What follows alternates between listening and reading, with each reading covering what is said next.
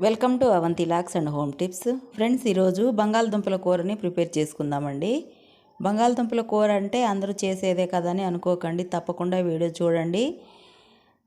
Gastric problem ఉన్నవాళ్ళు బంగాళదుంపల కూర అంటేనే ఎక్కువ మసాలాలతోటి ప్రిపరేషన్ అంతా ఉంటుందని ఇష్టపడరండి. కానీ సింపుల్ ప్రాసెస్లో మసాలాలు ఏమీ లేకుండా ఈ విధంగా ట్రై చేయండి ఒకసారి.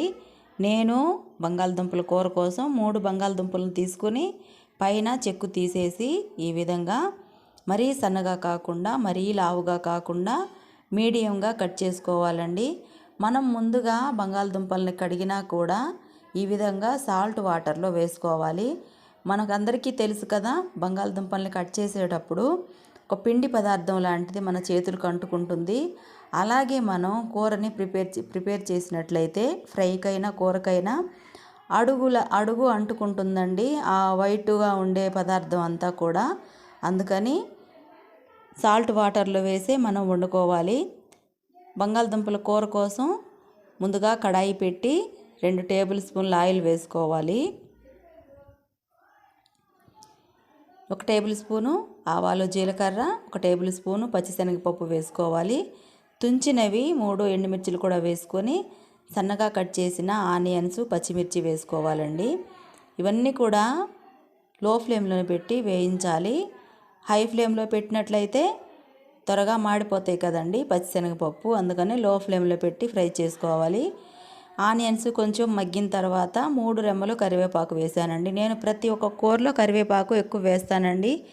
హెల్త్కి చాలా మంచిదండి. కరివేపాకు అన్నంతో పాటు నమిలి తిన్నట్లయితే మన జుట్టుకి ప్రాబ్లం కూడా ఏదైనా ఉంటే జుట్టు ఊడడం కానీ చుండ్రు ప్రాబ్లం ఉన్నా తగ్గిపోతుందండి. నేను అందుకని ఎక్కువ బంగాళదుంపల కూర ఏ కూరలో అయినా కానీ నేను కరివేపాకు ఎక్కువ వేస్తాను.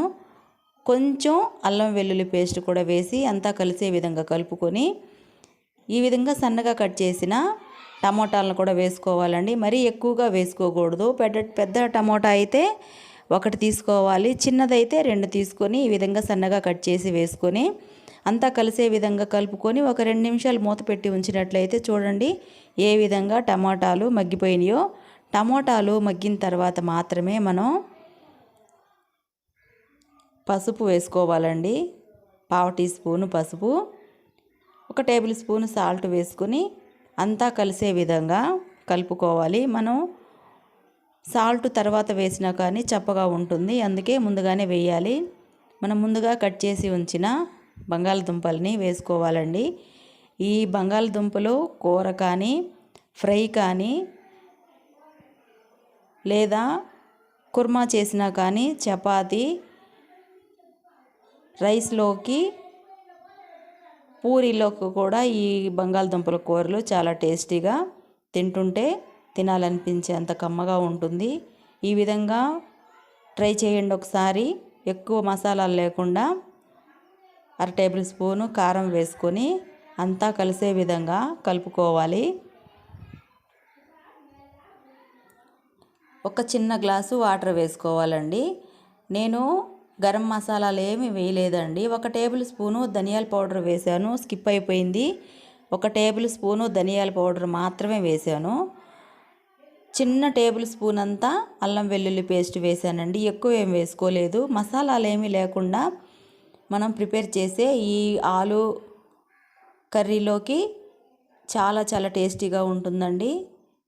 చూడండి, ఒక 5 నిమిషాలు ఉడికించి మూత తీసినట్లయితే కమ్మటి వాసన వస్తుంది. కొత్తిమీరతోటి గార్నిష్ చేసుకొని రైస్లో కానీ చపాతీలో